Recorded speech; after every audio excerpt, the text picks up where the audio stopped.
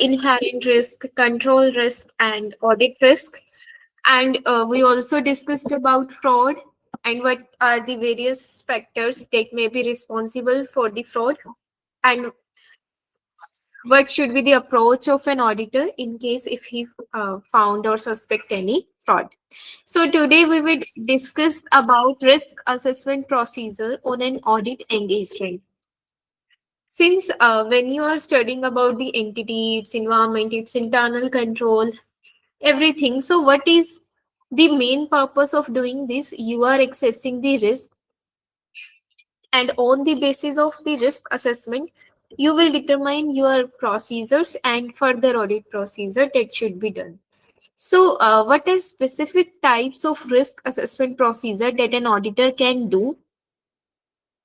So, basically, to assess the risk, the auditor can perform walk walkthrough of every like for any transaction or any process, any inquiries, any analytical procedure, and observation and inspection.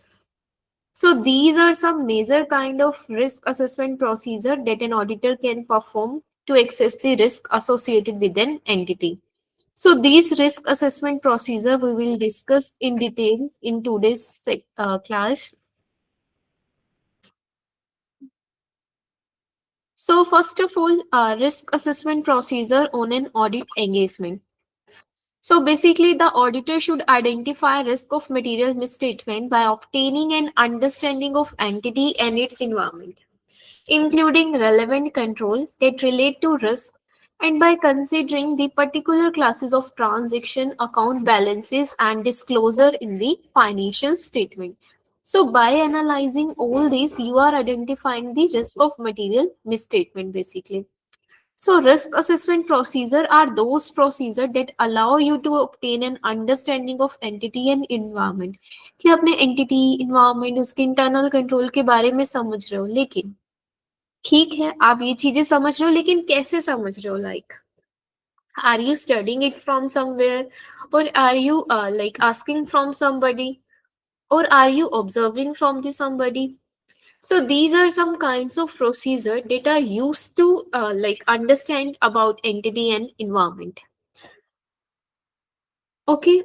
So basically purpose of these procedure is to assess the risk that can be associated with the entity, and following the risk assessment, we will do the substantive testing and test of control, which may be performed concurrently with risk assessment procedure if it is efficient to do so. Means is some of the procedure that we do for risk assessment basically gives also gives an idea about test of control and substantive testing. Means some are the common procedures. Okay तो sometimes क्या है कि जब हम risk assessment procedure perform कर रहे हैं, क्योंकि आपके कुछ प्रोसीजर्स कॉमन रहते हैं, तो उस केस में आपको सबटेंटिव टेस्टिंग और टेस्ट ऑफ कंट्रोल भी आप साइमल्टेनियसली परफॉर्म कर सकते हो. The auditor should perform the following risk assessment procedure to obtain an understanding of entity and environment. So basically, these procedures include inquiries, analytical procedure, observation, and inspection. In addition, the auditor might perform other procedures where the information obtained may be helpful in identifying the RMM. For example, auditor may consider inquiries of outside the entity, such as entities, external legal counsel, or valuation expert that the entity has used. So sometimes what happens, an auditor can also like take some information from the external party also. Okay. Yes. So basically, purpose is to understand about the entity, the nature, extent, and timing of risk assessment procedure performed depend upon the circumstances of the engagement, such as size, complexity, and auditor experience with it. Again जो भी आप procedure perform करते हो, it will depend कि आपकी entity size कैसा है, entity आपकी सिंगल है या मल्टीपल सब्सिडरीज हैं, और like if you have any previous like experience with the client or not. The auditor should use this information gathered by performing risk assessment procedure, including the audit evidence obtained in evaluating the design of control and determining whether they have been implemented as the audit evidence to support the risk assessment. So basically जो भी आप risk assessment procedure perform करते हो, so it can be also used in evaluating the design of control. Okay, जब आप risk access कर रहे हो तो ये जो प्रोसीजर्स आप परफॉर्म कर रहे हो it can also give you the idea about how controls are actually working. For example जब आप ऑब्जर्वेशन कर रहे हो किसी प्रोसेस की या आप किसी प्रोसेस को की डॉक्यूमेंट्स देख रहे हो तो it can give you idea कि आपके क्या कंट्रोल्स भी एंटिटी के अंदर प्रेजेंट है और कैसे वर्क कर रहे हैं.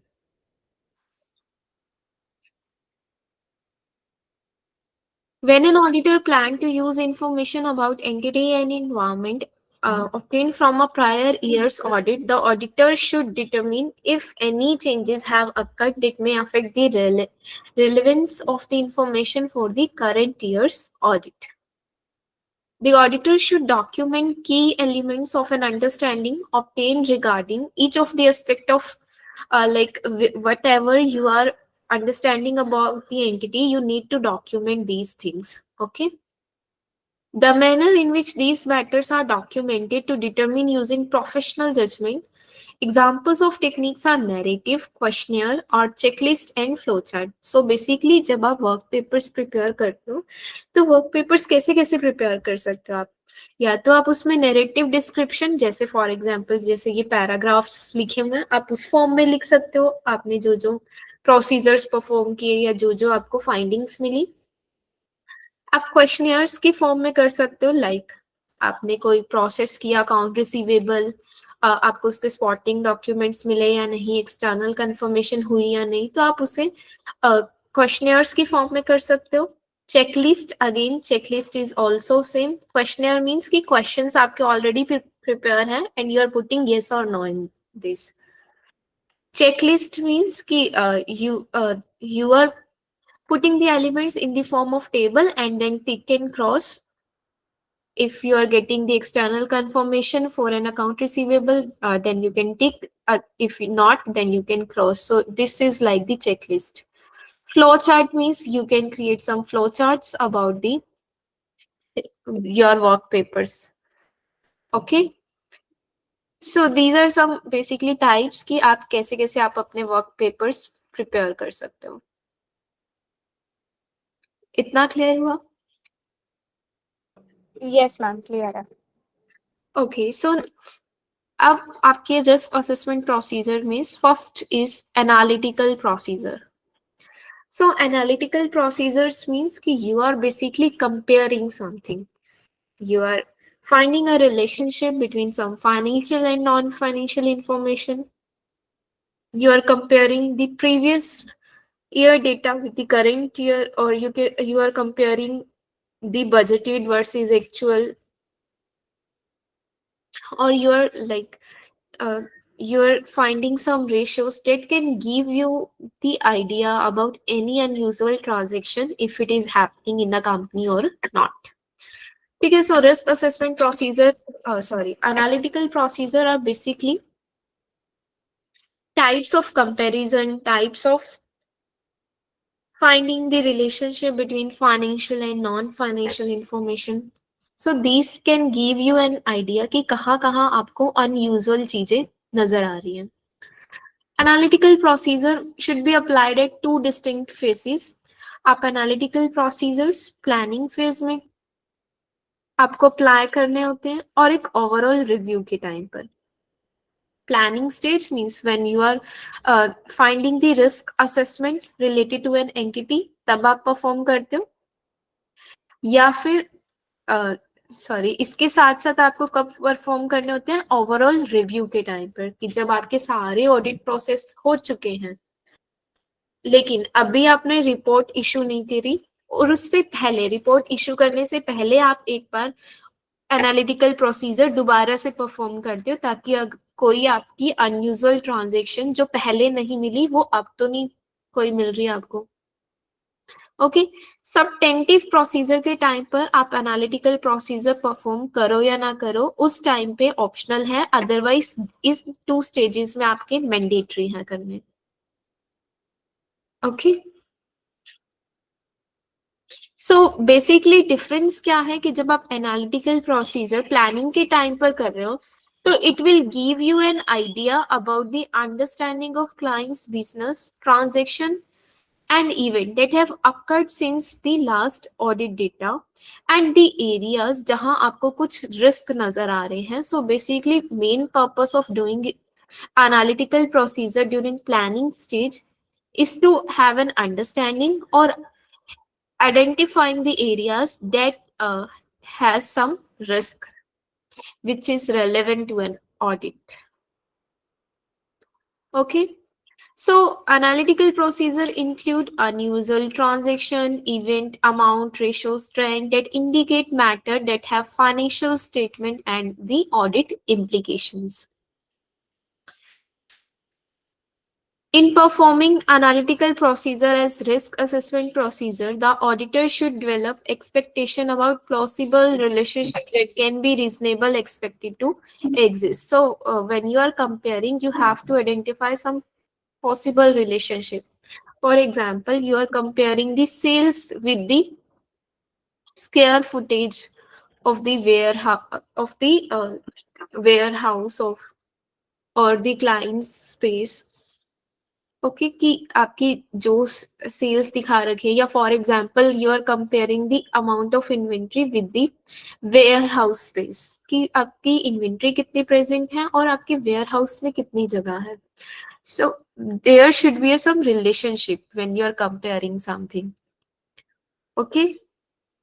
For example, you are comparing the sales for the previous transactions, prior years, with the current year, or you are comparing some ratios. So ratios are basically some relationship between the financial statement items. For example, current ratio, your quick ratio, your net profit margin. Can you explain again? ये नहीं समझा थोड़ा. Okay, so basically analytical procedures में क्या है कि you are performing some procedure that basically contains a relationship between different things, like between financial and non-financial things, कि basically जिनके अंदर कुछ relationship है, you are comparing that. For example, current ratio अगर आप compare कर रहे हो, so current ratio is basically the relationship between your current assets and current liabilities. So हाँ. when you are comparing, when you are finding the ratios, you are comparing or you comparing different numbers, so there should be some relationship na कि you can't compare apple to oranges like. Okay, समझा. So basically analytical procedure आपके यही होते हैं कि जब आप ratios check कर रहे हो या करंट ईयर का डेटा प्रीवियस ईयर से कंपेयर कर रहे हो, आप बजटेड और एक्चुअल चेक कर रहे हो. ओके, आप कोई डेटा का ग्राफ बनाकर चेक कर रहे हो. So it can give you an idea कि कहाँ पर आपको अनयूजुअल ट्रेंड्स दिख रहे हैं, मीन्स आपको कहाँ रिस्की चीजें दिख रही हैं. Understood. Often this procedure may use data aggregated at higher level. When this is the case, the result may provide broad initial indication about whether a material misstatement may exist or not. Okay. So this is the first risk assessment procedure. Is it clear or any doubt? Yes, it is clear. Okay, so other procedure that you can perform to assess the risk is observation and inspection. Observation means कि you are like observing some processes in the company, or you are observing some people, how they are working, how they are putting the transaction in their system, or like how they are following the internal control. Okay, so you are basically observing the behavior of people or how the processes are going on in the company. Inspection means you're inspecting something, like you are finding some document related to a transaction. You are checking the check which are given for clearance. Okay, you're inspecting the sign whether it is present in the check or not. So observation and inspection include they may spot the inquiries of management and other. These procedure may provide information about the entity and environment. So basically, when you are doing observation or when you are inspecting, you can also do the inquiries also. Okay. Such audit procedure may normally include like observation of entity activities and their operation. Okay, for example, you are watching an employee perform a task such as receiving an inventory shipment. So you are observing the employees, you are observing the people in the entity ki how they are following some internal control or how they are performing some task. For example, you are observing an employee कि जो आपकी inventory shipment regarding चीजें perform कर रहा है कि for example you are observing the warehouse person कि warehouse supervisor कैसे goods को वेयर हाउस में से ले जाने की परमिशन दे रहा है, like weather he is checking about the spotting document और नॉट, या वो किसी को भी अलाउ कर रहा है कि वेयर हाउस में से गुड्स ले जाओ. Okay, inspection of document means कि you are inspecting the document related to some transaction, some account, any record, any control manuals. Reading report prepared by management. So you are reading some report that is prepared by management, TCWG, internal audit. Physical observation of entity premises and plant facilities. So you are observing कि आपकी client के आपकी client के warehouse में कितनी inventory है, और you are observing कि their fixed assets, their plant facilities. Okay. So clear observation and inspection. What is actually is हाँ, observation and inspection is. yes, clear. So the auditor should remain alert when inspecting the record or documents for arrangement or other information that may indicate the existence of related party relationship or transaction that the management has not previously identified and disclosed to the auditor. So when you are inspecting the record or document, तो as an auditor आपकी क्या duty है कि आप basically check करो कि आपको कोई लाइक कुछ मिसस्टेटमेंट रिलेटेड थिंग्स तो नहीं दिख रही. फॉर एग्जांपल आपको कोई रिलेटेड पार्टी ट्रांजैक्शंस तो नहीं दिख रही, और ऐसी ट्रांजैक्शन जो आपको लगता है या ऐसी इंफॉर्मेशन जो आपको लग रहा है कि मैनेजमेंट ने आपसे डिस्क्लोज नहीं कर रखी. In particular, the auditor should inspect the following for indication of existence of related party, transaction or relationship. Okay, so basically main purpose कि आप कुछ related party transaction related चीजें देख रहे हो. Bank and legal confirmation obtained as a part of audits procedure, minute of meetings, such other procedure, other record or document to as the auditor consider necessary given the circumstances of the entity. So this is about observation and inspection. Any doubt? No doubt. Okay, so next is impact of risk at financial statement level. So assessment of risk of material misstatement can be expressed in quantitative terms, percentages और qualitative terms. ठीक है, आपकी risk qualitative form में भी आप like access कर सकते हो और quantitative form में भी means high, medium, low, or it should be accessed both at financial statement level or at the relevant assertion level and documented in the work paper. So when you are accessing the risk, आपको उसे document करने की जरूरत होती है कि ये तो आपको पता ही है कि जो भी आप प्रोसीजर स्टार्टिंग से एंड तक फॉलो कर रहे हो, जो भी आपको फाइंडिंग्स मिल रही है, all you have to document in your work papers.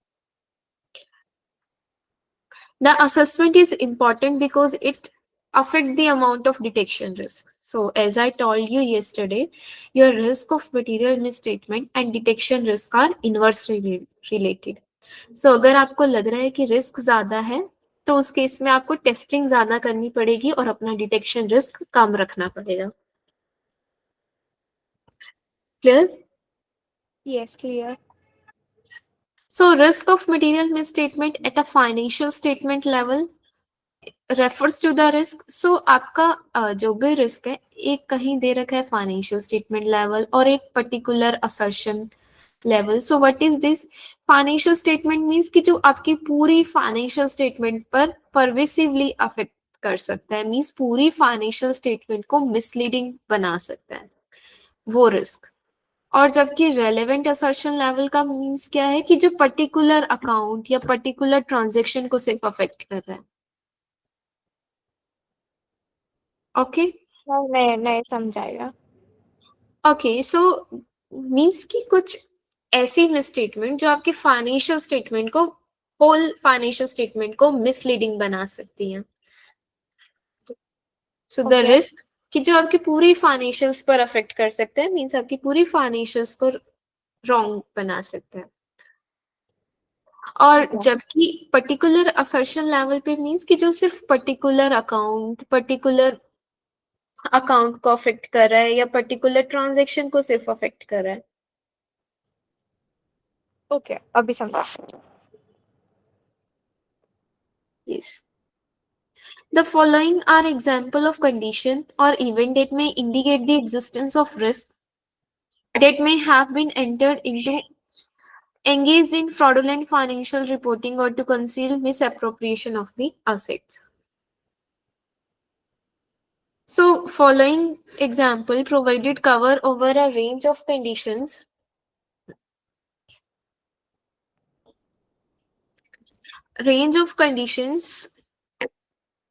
and event. However, not all the condition and events are relevant to every audit engagement. For example, operations in regions that are economically unstable, so country with significant currency devaluation or highly inflationary economics. Okay, so these are some examples given कि जहाँ पर आपकी fraudulent financial होने के chances हैं. कब कब कि जैसे बहुत ज्यादा इन्फ्लेशन आ गया या बहुत ज्यादा आपकी करेंसी में चेंजेस आ गए, जिसकी वजह से हो सकता है कि आपके फाइनेंशियल स्टेटमेंट नंबर अच्छे ना दिखे. तो उस केस में हो सकता है कि मैनेजमेंट उसे अच्छा दिखाने के लिए उसको मैन्युपुलेट करना स्टार्ट कर दे. ठीक है. और like you are working in market which is highly volatile. So उस केस में हो सकता है कि लाइक आपको कॉम्पिटिटिव एडवांटेजेस के लिए दे started manipulating their financial statement. High degree of complex regulation की, जहां आपको बहुत ज्यादा कॉम्प्लेक्सिटी दिख रही है. गोइंग कंसर्न आउट, आपकी कैश फ्लोज लगातार नेगेटिव जा रहे हैं. तो नेगेटिव जा रहे हैं, इट मीन्स उसका नेगेटिव इम्पैक्ट पड़ सकता है आपके बिजनेस पे. तो उसको पॉजिटिव दिखाने के लिए they started manipulating their financial statement. Okay. आपके changes in supply chain, changes in industry, ये सारे आपको कुछ फैक्टर्स दे रखे हैं that can give a rise to some fraudulent financial reporting or misappropriation of asset.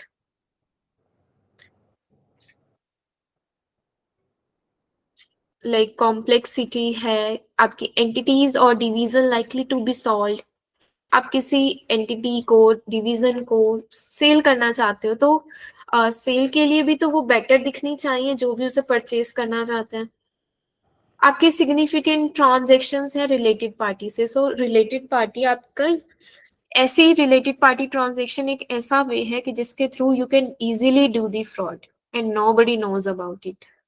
So related party transactions क्योंकि अगर unusual हो रही है, मींस जो आपकी आर्म लेंथ ट्रांजेक्शंस नहीं है, उस केस में चांसेस हो सकते हैं कि they are basically done for hiding some kind of fraud.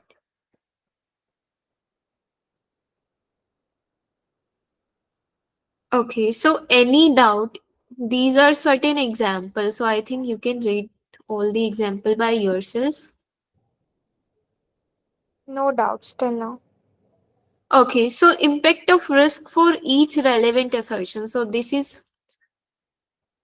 related to risk which can only affect some transaction, account balance, or disclosures. Okay. So assertions basically used by auditor falls into following categories. Assertions क्या होते हैं कि जब भी आपकी financial statement management prepare करती है और एज एन ऑडिटर आपकी ड्यूटी क्या है कि उस फाइनेंशियल स्टेटमेंट को चेक करना कि वो आपके फेयरली स्टेटेड है या नहीं है. सो बेसिकली जब फाइनेंशियल स्टेटमेंट आपकी मैनेजमेंट आपको प्रोवाइड कर रही है तो they are basically making some claims which are implicitly or explicitly stated कि उनकी financial statement according to them, क्योंकि वो आपको फाइनेंशियल स्टेटमेंट प्रोवाइड कर रहे हैं और बेसिकली उनके अकॉर्डिंग क्या है कि वो फाइनेंशियल स्टेटमेंट में उन्होंने सारे ट्रांजेक्शन्स दिखाई हैं, सारा जो भी अमाउंट दिखाया है वो एग्जिस्ट करता है, जो भी ट्रांजेक्शन्स दिखाई हैं वो एक्चुअल में हुई है, वैल्यूएशन जो दिखाई है वो प्रॉपर है, डिस्क्लोजर्स जो दिखाए हैं वो पूरे डिस्क्लोजर्स दे रखे हैं, आपकी सारी ट्रांजैक्शन सही पीरियड में रिकॉर्डेड है. So they are making some kind of assertions. So as an auditor आपकी ड्यूटी क्या है? You need to check these assertions were correct और नॉट, कि जो मैनेजमेंट क्लेम कर रही है क्या वो सही है या नहीं है. Okay. सो असर्शंस बेसिकली क्या है? First is occurrence. Occurrence means कि जो भी ट्रांजेक्शन्स या इवेंट्स रिकॉर्डेड हैं दे हैव एक्चुअली ऑक्टर्ड, कि अगर आपने सेल्स इतनी दिखाई है तो डेट मीन सेल्स इतनी एक्चुअल में हुई है, कि this is according to the management. वो थोड़ी आपको आकर बता रही है कि yes they have done some fraud. So they are basically what is saying कि जो भी उन्होंने दिखाया है कि that is complete, accurate and actually occurred. Okay. So first assertion is related to occurrence, means जो भी ट्रांजेक्शन्स उन्होंने रिकॉर्ड की गई है एक्चुअल में वो हुई है. कंप्लीटनेस मीन्स कि जो भी ट्रांजेक्शन्स हुई हैं they have recorded that transactions. Accuracy means कि जो भी ट्रांजेक्शन्स या जो भी बैलेंसेस उन्होंने दिखाए हैं उनका अमाउंट बिल्कुल करेक्ट है. कट ऑफ मीन्स कि सही पीरियड में रिकॉर्डेड है, मीन्स अगर ईयर 1 में सेल्स हुई है तो ईयर 1 में रिकॉर्डेड है, ईयर 2 की सेल्स आपने ईयर 1 में नहीं दिखा रखी. क्लासिफिकेशन मीन्स आपने जो भी ट्रांजेक्शन या इवेंट्स दिखाए हैं वो प्रॉपर अकाउंट्स में दिखाए हैं. आपने ऐसे नहीं कि आपकी रिलेटेड पार्टी ट्रांजेक्शन है लेकिन आपने उसे नॉर्मल कोर्स ऑफ बिजनेस में दिखा रखी है. सो प्रॉपरली रिकॉर्डेड है प्रॉपर अकाउंट्स में. तो ये कुछ असर्शंस होती हैं. अगर हम रिलेटेड टू अकाउंट बैलेंसेस बात करें, ये आपकी ट्रांजेक्शन रिलेटेड असर्शंस थी. अगर हम अकाउंट बैलेंस रिलेटेड बात करें, मींस बैलेंस शीट आइटम्स की बात करें, तो first is existence. Existence means कि जो भी असेट लायबिलिटी रिकॉर्डेड है वो एक्चुअल में एग्जिस्ट भी करती है. तो अगर मैनेजमेंट ने आपकी कैश कुछ दिखाया है तो एक्चुअल में वो कैश प्रेजेंट है एंटिटी में. ऐसा नहीं है कि आपके असेट्स प्रेजेंट नहीं है और रिकॉर्डेड है. राइट एंड ऑब्लिगेशंस का मतलब क्या है कि जो भी असेट है या जो भी लायबिलिटीज हैं वो उसका लीगल राइट और ऑब्लिगेशन एंटिटी के पास है. फॉर एग्जाम्पल ऐसा नहीं है कि आपने असेट्स रिकॉर्ड कर रखे हैं और वो एसेट एक्चुअल में आपने सेल कर दिए, या जो भी असेट आपने रिकॉर्ड कर रखे हैं ऐसा नहीं कि कहीं पर आपने उसे एज अ कोलेट्रल रखा हुआ है. सो लीगल राइट एंड ऑब्लिगेशन आपकी एंटिटी के पास है तभी रिकॉर्डेड है वो. कंप्लीटनेस मीन्स कि जितने असेट्स या लायबिलिटीज आपकी एक्चुअली प्रेजेंट हैं they have recorded in the financial statement. Valuation and allocation again means कि जो भी आपने असेट या लायबिलिटीज का अमाउंट दिखाया है, means they are properly valued at correct amount, कि जो भी उनका वैल्यूएशन है वो प्रॉपर दिखाया हुआ है, और जो भी अलोकेशन है, मींस जैसे जिस अकाउंट में वो एलोकेटेड है वो भी प्रॉपर है। फॉर एग्जाम्पल, अगर आपकी सिक्योरिटीज हेल्ड फॉर ट्रेडिंग है तो they are recorded according to held for trading. अगर हेल्ड टू मेच्योरिटी है तो आपने हेल्ड टू मेच्योरिटी में अलोकेट कर रखी है उसे। ओके, सिमिलरली आपकी फाइनेंशियल स्टेटमेंट पे आपकी ट्रांजेक्शन्स हैं, आपकी अकाउंट बैलेंसेस हैं, और रिलेटेड टू डिस्क्लोजर है। तो डिस्क्लोजर या प्रेजेंटेशन के रिगार्डिंग मैनेजमेंट क्या कह रही है कि उसने occurrence and right and obligation की जो भी ट्रांजेक्शन्स हुई हैं, they have actually disclose this transaction, और जितने डिस्क्लोजर्स बनते थे they have actually disclosed it. कि अगर उन्हें गोइंग कंसर्न रिलेटेड डिस्क्लोजर देना था तो they have already disclosed it, related party transaction related disclosure चाहिए था तो they have disclosed it in the financial statement. Classification means कि the disclosure is done appropriately and at proper amount. So if related to contingency आपने कोई disclosure देना था और उसका अमाउंट लाइक जो भी अमाउंट आपने डिस्क्लोज किया है या रेंज डिस्क्लोज किया है that is proper. Okay, any doubt? No doubts. समझा. ओके, सो बेसिकली जब भी आप सबटेंटिव प्रोसीजर परफॉर्म करते हो आप इन असर्शंस के अराउंड परफॉर्म करते हो, ये असर्शंस चेक करने के लिए कि आपकी ट्रांजैक्शन कंप्लीट है या नहीं, आपकी एक्चुअल में हुई है या नहीं, अमाउंट प्रॉपर है या नहीं। So these are the assertion around which you done your audit procedure. So all assertion are not relevant for classes of transaction. जैसे आपने देखा कि सारी assertion पर्टिकुलर सारी असर्शन सभी ट्रांजेक्शन अकाउंट बैलेंस और डिस्क्लोजर के लिए एप्लीकेबल नहीं होती। फॉर एग्जाम्पल कि अगर आपके अकाउंट बैलेंसेस हैं, अकाउंट बैलेंसेस तो हमेशा ईयर एंड पर प्रेजेंट होते हैं, ईयर एंड नंबर दिखाते हो आप उसमें, और जबकि ट्रांजेक्शन और ट्रांजेक्शन्स होगी आपकी ट्रांजेक्शन तो थ्रू आउट द ईयर होती हैं। So date means cut off procedure is not applicable for the account balances.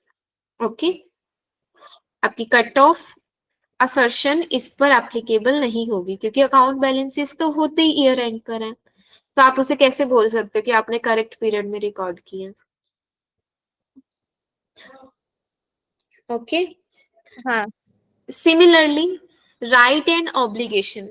अब राइट और ऑब्लिगेशन असेट से रिलेटेड है, तो इसका ट्रांजेक्शन्स में कोई लाइक रेलेवेंसी नहीं है, तो इसलिए आपकी राइट एंड ऑब्लिगेशन आपकी ट्रांजेक्शन्स पर एप्लीकेबल नहीं होता, क्योंकि अगर असेट पर राइट है कंपनी का तो this is up for the account balances.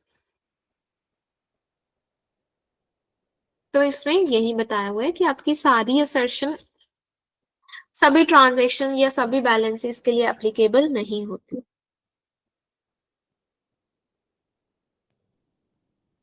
Okay, हाँ. समझा.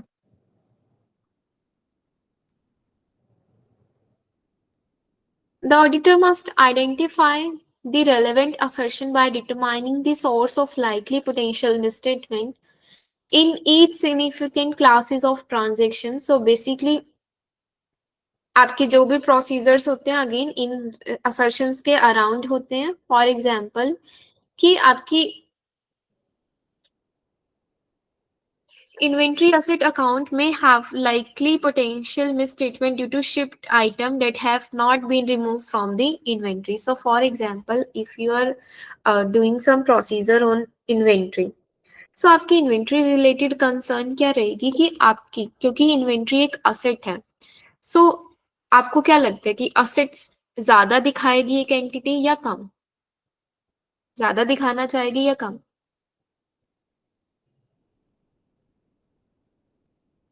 आप वापस रिपीट करना क्वेश्चन. ओके, सो इन्वेंट्री एक असेट है कंपनी के लिए, हाँ. तो आपको क्या लगता है कि व्हाट इज द रिस्क कि मैनेजमेंट उस असेट को ज्यादा दिखाना चाहेगी या कम दिखाना चाहेगी अपनी फाइनेंशियल्स में? ज्यादा दिखाना चाहेगी। यस, क्योंकि असेट्स तो हमेशा वो कोशिश करेगी ना ज्यादा दिखे। हाँ। सो इन्वेंट्री रिलेटेड आपकी मेन कंसर्न क्या रहेगी कि एंटिटी हो सकता है मैनेजमेंट जो है उन इन्वेंट्री को ज्यादा दिखाना चाहे। ज्यादा का क्या मतलब है कि एक्चुअल में वो इन्वेंट्री एग्जिस्ट नहीं करती और they have like put in their financial statement ज्यादा दिखाने के लिए, क्योंकि एक्चुअल में 100 यूनिट्स पड़ी हैं और they have shown the 120 units. So main concern क्या रहेगी एग्जिस्टेंस रिगार्डिंग कि क्या जो भी 120 यूनिट्स फाइनेंशियल स्टेटमेंट में दिखाई हैं वो एक्चुअल में प्रेजेंट भी है या नहीं है। ओके, सो उसके लिए आपको दे रखा है कि you can perform the cut off, like कि फॉर एग्जांपल आपकी कुछ गुड्स शिपिंग में भेज दिया आपने, तो that should be removed from the inventory, लेकिन स्टिल मैनेजमेंट ने आपकी इन्वेंट्री में दिखाए हुए उसे just to increase the number of inventory. ठीक है, आपने गुड्स सेल कर दिए हाँ। शिपिंग में भेज दिए तो इट दैट मीन्स कि वो आपकी इन्वेंट्री से हट गए, हाँ। लेकिन मैनेजमेंट ने उसे रिकॉर्ड ही नहीं किया और इन्वेंट्री को ज्यादा दिखा रखे हैं। ओके, समझा। तो एक ये एग्जाम्पल दे रखा है आपको।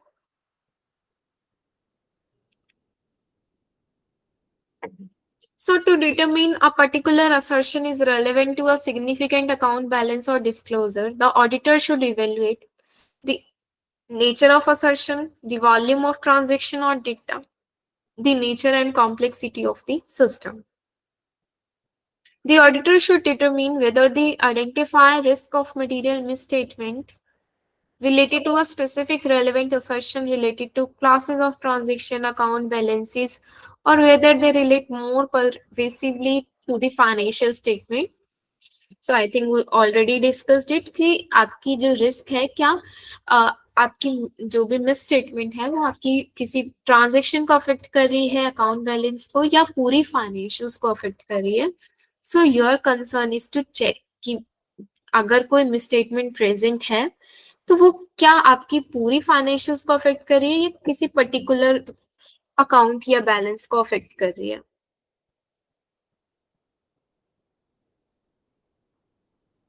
सो it is your professional judgement कि जिसके थ्रू या मटेरियलिटी असेसमेंट जिसके थ्रू यू विल कंसीडर कि क्या risk are of magnitude that result in material misstatement कि आपका रिस्क मटेरियल मिसस्टेटमेंट कोज कर सकता है और क्या लाइकलीहुड है उसके।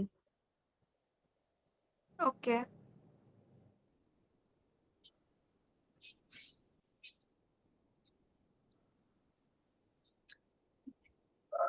सो जो भी risk you are assessing you need to document कि आप किस बेसिस पर उसे एक्सेस कर रहे हो। The basis is drive from risk assessment procedure to obtain an understanding of entity and environment and suitable test of controls you can also perform if the auditor based on evaluation of design and implementation bases our risk assessment on an expectation that controls are operating effectively to prevent or detect. So you have to document your basis कि किस basis पर आप अपना risk access कर रहे हो। So for example कि if you are like testing the controls in an entity, आप internal controls check कर रहे थे और आपने ये देखा कि internal controls are working very good, आपके इंटरनल कंट्रोल बहुत इफेक्टिवली वर्क कर रहे हैं। सो डेट मीन्स कि अगर कंपनी में कंट्रोल्स अच्छे हैं तो देयर में बी लेस चांसेस ना कि कोई स्टेटमेंट हो पाए। हाँ। तो उस केस में क्या है कि योर रिस्क जो आप एक्सेस करके चल रहे हो वो कम करके चल रहे हो क्योंकि आपको लग रहा है कि कंट्रोल्स अच्छे हैं तो रिस्क कम रहेगा। बराबर। तो डेट मीन्स कि this is the your basis, आपने कंट्रोल्स के बेसिस पर ये आपने इवेल्युएट किया कि आपका रिस्क कम है। ओके, हाँ। मीन्स किस बेसिस पर आप एक्सेस कर रहे हो। Okay. Okay, so next is performing a walkthrough or otherwise verifying implementation of control. So walkthrough क्या है? walkthrough का मतलब क्या होता है कि आप किसी ट्रांजेक्शन, किसी प्रोसेस को स्टार्टिंग से एंडिंग तक परफॉर्म करके देख रहे हो. So basically you are following a transaction from its initiation कि कहाँ से वो शुरू हो रही है और कैसे कैसे आपके सिस्टम में रिफ्लेक्ट कर रही है. So you are following a transaction from its origination through the company's process. आपकी ट्रांजेक्शन कैसे इनिशिएट हुई, उसमें क्या क्या प्रोसेसेस लगे, इंक्लूडिंग इस information system until it is reflected in the company's financial record. कि कैसे origination से record में आई है वो transaction. You are basically observing this, you are performing this. So this is called the walkthrough. Walkthrough आपका procedure बहुत important है कि जब भी आप कोई भी अकाउंट, कोई भी लाइक पर्टिकुलर अकाउंट, कोई भी पर्टिकुलर ट्रांजेक्शन चेक करने जाते हो तो वॉक थ्रू आपका कॉमन प्रोसीजर है कि सबसे पहले आप क्या है उसे ऑब्जर्व, उसे परफॉर्म करके देखते हो कि वो कहाँ से स्टार्ट हो रहा है और कैसे आपके रिकॉर्ड हो रहा है फाइनेंशियल्स में. ठीक है. हाँ. और वॉक थ्रू के साथ साथ आप कि जब आप किसी ट्रांजेक्शन के ओरिजिनेशन से एंडिंग तक उसे देख रहे हो कि कैसे कैसे वो परफॉर्म हो रहा है, तो उसके साथ साथ आप इंक्वायरीज भी कर सकते हो. सो फॉर एग्जांपल जब आप चेक कर रहे हो कि आपकी सेल ट्रांजेक्शन कैसे आई, कैसे प्रोसेस हो रही है और कैसे रिकॉर्ड हो रही है, तो बीच बीच में आपकी जैसे शिपिंग डिपार्टमेंट से आप इंक्वायरीज करके देख सकते हो, ऑब्जर्व करके देख सकते हो. आप क्रेडिट डिपार्टमेंट के देख सकते हो, आप जो भी ऑथराइज सेल्स ट्रांजेक्शन्स हैं उनके डॉक्यूमेंट्स चेक कर सकते हो. सो बेसिकली वॉक थ्रू में क्या है, आपका सारे प्रोसीजर्स कंबाइन हो जाएंगे कि आप उसके साथ इंक्वायरी कर सकते हो, बीच बीच में आप उस ऑब्जर्वेशन कर सकते हो, आप इवन डॉक्यूमेंट्स चेक कर सकते हो. ठीक है. रीपरफॉर्म कर सकते हो. तो ये सारे जो भी आपने रिस्क असेसमेंट प्रोसीजर्स देखे, इन सब का कलेक्टिवली वॉक थ्रू है. ओके. ठीक है. एक ट्रांजेक्शन को स्टार्टिंग से एंडिंग तक ऑब्जर्व करना, परफॉर्म करना, उसे बीच में इंक्वायरीज करना. So all this combinations becomes your walk through. Understood. ठीक है. वॉक थ्रू इम्पोर्टेंट रहता है आपका प्रोसेस क्योंकि इसमें बाकी प्रोसीजर्स कंबाइन हो जाते हैं.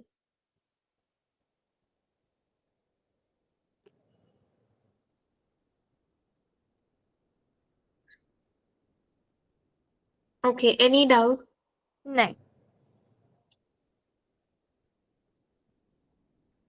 Okay, so impact of risk requiring special audit attention. कि अगर आपको कोई ऐसा रिस्क आइडेंटिफाइड होता है जिस पे आपको लगता है कि there might need some special audit attention. So significant risk focus on those risks for which the assessment of inherent risk is close to the upper end of the spectrum of inherent due to degree to which inherent risk factor after the affect the combination of the likelihood of a misstatement occurring and the magnitude of potential misstatement to that misstatement occur. The determination of significant risk which arise on most audit is a matter for auditors' professional judgment. Significant risks are often derived from business risk which may result in a material misstatement. Okay, significant risk means कि जो risk आपकी material misstatement cause कर सकते हैं. ठीक है. It may be due to fraud, it may be related to some significant economic, accounting or other development. It may be related to complexity of transaction. It may be the risk that involves significant transaction with related parties. Degree of subjectivity, जिसमें बहुत ज्यादा subjectivity आपकी involve हो, तो that can give rise to some risk of material misstatement. Whether the risk involves significant non-routine transaction, कि आपकी कुछ ऐसी transaction जो non-routine है, means unusual है. आप एक एग्जांपल दे सकते हो इसका? ये अगर आपकी फॉर एग्जाम्पल कुछ रिलेटेड पार्टी ट्रांजेक्शन्स हैं जो आपकी ऑर्डिनरी नहीं है, मींस जो आपकी आर्म लेंथ पर नहीं हो रही। फॉर एग्जाम्पल कि आपने कंपनी ने किसी रिलेटेड पार्टी मींस किसी शेयर होल्डर को लोन दे रखा है और वो भी 0% इंटरेस्ट पर। सो ये एक रिलेटेड पार्टी ट्रांजेक्शन है और अनयूजुअल है। मींस नॉर्मली क्या है कि आप कभी भी लोन देते हो या लेते हो तो उस पर कुछ ना कुछ इंटरेस्ट चार्ज होता है, लेकिन अगर 0% हाँ। पर आपकी कंपनी ले रही है या दे रही है किसी को इंटरेस्ट, तो हो सकता है कि वो किसी पर्पस के उससे किया हो। हम्म। ठीक है, या फॉर एग्जाम्पल कि आपकी ईयर एंड पर आपकी बहुत लार्ज अमाउंट की कुछ ट्रांजेक्शन्स दिखाई हुई हैं, अ, ऑल ऑफ सडन आपकी ईयर एंड पर कुछ सेल्स दिखा रखी है बहुत ज्यादा, क्योंकि it may be due to कि आप कुछ परफॉर्मेंस टारगेट कंप्लीट करना चाहते थे और आपने ईयर एंड पर जस्ट वो ट्रांजेक्शन्स फेक दिखाई हुई हैं। ओके, समझा। ठीक है। हाँ।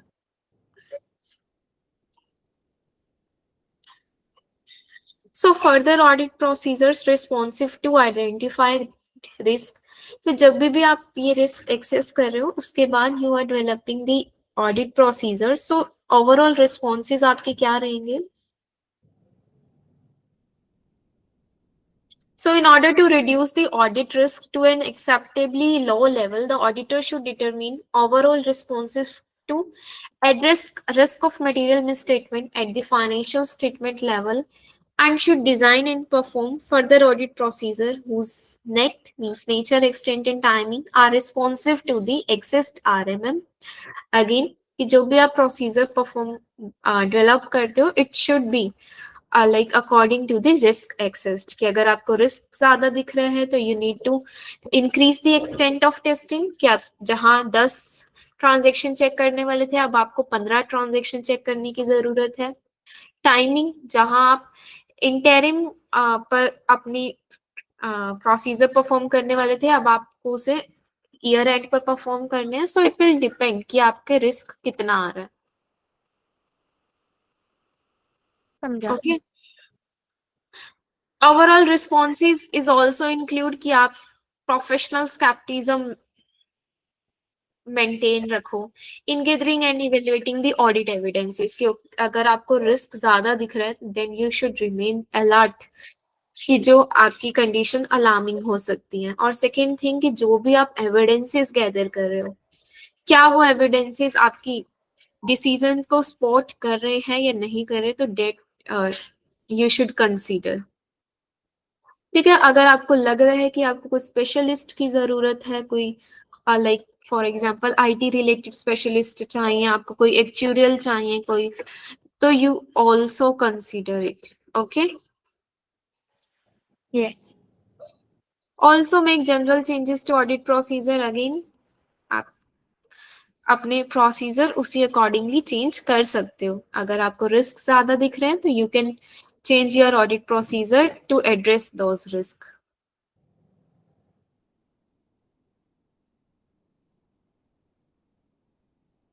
If there are weakness in control environment, the auditor should consider an appropriate response.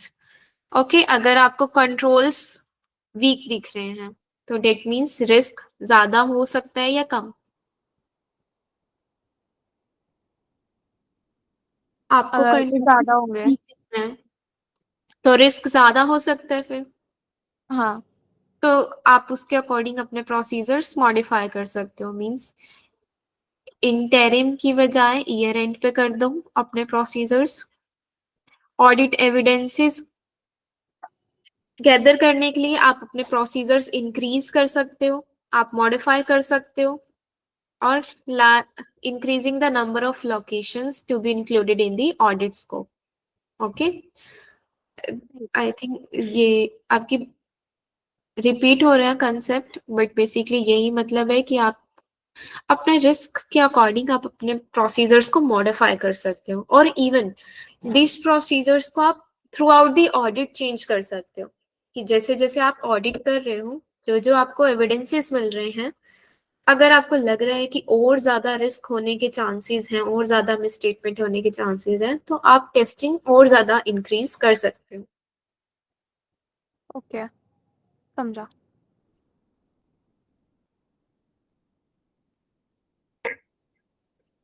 Okay, उसके बाद आपके फर्दर ऑडिट प्रोसीजर्स जो भी डेवलप होते हैं, it should address the risk of material misstatement. In designing further audit procedure, you need to consider the significance, likelihood, characteristics of classes of transactions. So जब भी आप further audit procedure डिजाइन कर रहे हो तो आपको ये फैक्टर कंसीडर करने हैं. अभी बताया कि रिस्क कितना है, उस रिस्क का क्या इम्पैक्ट पड़ सकता है, या किस किस ट्रांजेक्शन या अकाउंट पर इम्पैक्ट पड़ सकता है. Okay, nature of specific control की क्या कंट्रोल्स एंटिटी उसके रिगार्डिंग यूज कर रही है. So you need to consider all these when you are making the further audit procedures. Okay,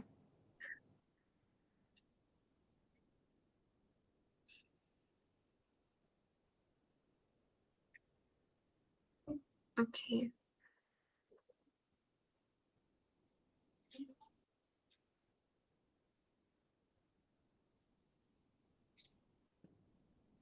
ठीक है, अब आपकी ये जो अभी हम बात कर रहे थे नेचर, एक्सटेंट और timing, these are explained in detail now. Nature means like what kind of audit procedure you have to perform, like inspection, observation, inquiry, confirmation, recalculation, reperformance, or analytical procedures. So certain audit procedure may be more appropriate for some assertion than those. For example, in related to revenue, test of control may be more responsive to the excess risk of. Are you saying something? No ma'am. Okay. Test of control may be more responsive to the excess risk of misstatement of the completeness assertion, where substantive procedure may be more responsive to the excess risk of misstatement at the accurate assertion. So what they are saying कि when you are testing the revenues, तो आपकी जो revenue है, sales है, वो किससे related है? आपकी अकाउंट रिसीवेबल और कैश बैलेंस से रिलेटेड. आपके ये अकाउंट अफेक्ट हो सकते हैं ना, कि जब भी हाँ. आपकी कंपनी में कोई सेल ट्रांजेक्शन हो रही है तो उससे रिलेटेड अकाउंट रिसीवेबल अफेक्ट हो सकते हैं. सो क्योंकि रेवेन्यू आपकी एक ट्रांजेक्शन है और जबकि अकाउंट रिसीवेबल एक बैलेंस है. So what they are saying कि टेस्ट ऑफ कंट्रोल्स आपके ज्यादा अफेक्टिव रहेंगे अगर आप कंप्लीटनेस असर्शन चेक करना चाहते हो. ठीक है, और जबकि सब्टेंटिव प्रोसीजर्स आपके ज्यादा रिस्पॉन्सिव रहेंगे अगर आप अक्रेंस असर्शन चेक करना चाहते हो. मींस अगर आप कंप्लीटनेस चेक करना चाहते हो कि जितनी आपकी सेल ट्रांजैक्शन हुई है, whether they have recorded it और नॉट, तो आपके टेस्ट ऑफ कंट्रोल ज्यादा इफेक्टिव रहेंगे. कि फॉर एग्जाम्पल कि अगर आप इंस्पेक्शन कर रहे हो या इंक्वायरी कर रहे हो, वो ज्यादा बेटर रहेंगे. लेकिन अगर आप अक्रेंस चेक करना चाहते हो, मींस कि यू आर चेकिंग कि जो भी सेल्स दिखाई हैं कि वो एक्चुअल में हुई है या नहीं, तो उस केस में आपके सब्टेंटिव प्रोसीजर ज्यादा इफेक्टिव रहेंगे. मींस कि आप उस केस में आप असेट इंस्पेक्शन कर सकते हो, आप उस केस में आप कट ऑफ प्रोसीजर्स परफॉर्म करके देख सकते हो, आप एक्सटर्नल कंफर्मेशन करके देख सकते हो.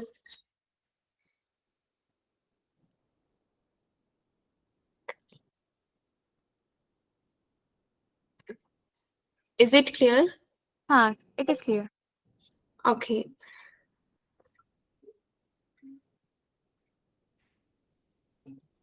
Should I continue or like, We can continue tomorrow. okay. Okay, then I will continue this topic tomorrow. Okay. Okay, then revise it. And if you have any doubts, please ask in the next class. Yes, definitely.